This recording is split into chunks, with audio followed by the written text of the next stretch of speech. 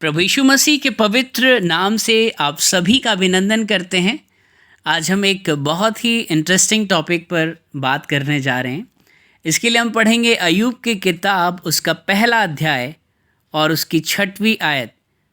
यहाँ पर ऐसा लिखा है कि एक दिन यहोवा परमेश्वर के पुत्र उसके सामने उपस्थित हुए और उनके बीच शैतान भी आया।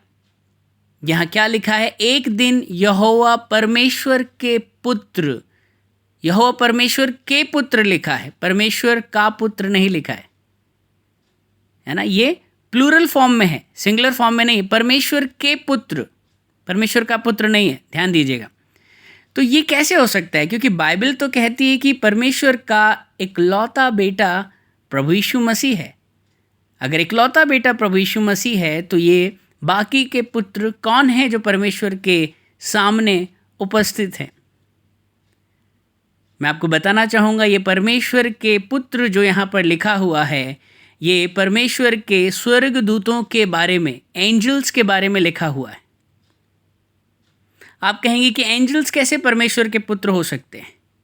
इसके लिए हम एक पद पढ़ेंगे। यह है रोमियो की किताब, उसका 8वां अध्याय और उसकी 14वीं आयत। यहाँ पर ऐसा लिखा है, इसीलिए कि जितने लोग परमेश्वर की आत्मा के चलाए चलते हैं वे ही परमेश्वर के पुत्र हैं।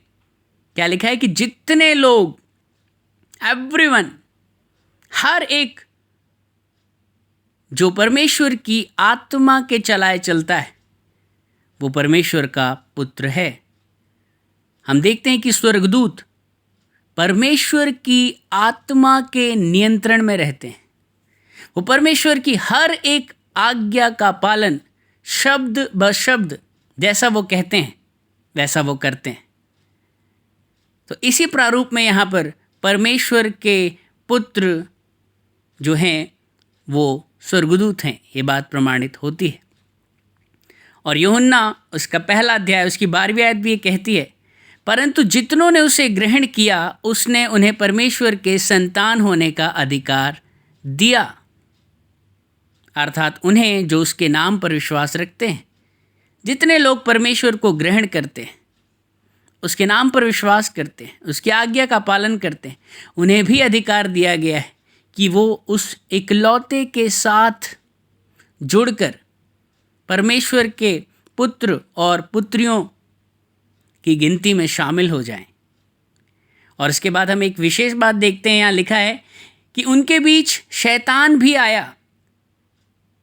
कैसे ये हो सकता है कि जिस शैतान को, लूसीफर को स्वर्ग से गिरा दिया गया था, वो वापस स्वर्ग के अंदर कैसे एंट्री प्राप्त कर रहा है? हमें पता है कि लूसीफर परमेश्वर के सम्मुख रहने वाले स्वर्गदूतों में से एक था। He was an arc angel. वो परमेश्वर के सम्मुख उपस्थित रहकर परमेश्वर की स्तुति और आराधना किया करता था। He was the worship leader. लेकिन ये जो बात होती थी, ये जो परमेश्वर की स्तुति और आराधना होती थी, ये तीसरे स्वर्ग में हुआ करती थी। और ये सब जो घटनाक्रम जो हो रहा है, जब अय्यूब पर दोष लगाने के लिए जो शैतान आ रहा है, ये सब घटनाएं दूसरे स्वर्ग में घटित हो रही, तीसरे स्वर्ग में नहीं, जहाँ से उसे धक्के मारकर निकाल दिया गया था। तो शैतान को उस तीसरे स्वर्ग में एंट्री नहीं है। ये सब जो घटनाएं घट रही हैं, जो वार्तालाप हो रहा है, ये दूसरे स्वर्ग में हमें होता हुआ प्रतीत होता है। मैं उम्मीद करता हूँ आज हमें कुछ सवालों के जवाब मिले होंगे जिन्हें हम बहुत समय से जानने की कोशिश कर रहे थे। और प्रभु आपको इन वचनों के द्वारा, इस एक्सप्लेनेशन के द्वारा आशीषित करे। आप इन वचनों को सुने, शेयर करें, और आप चाहते हैं कि आगे आने वाले वीडियो भी आपको मिलते रहें, आप सब्सक्राइब कर सकते हैं। प्रभु यीशु के नाम की महिमा के लिए। Praise the Lord.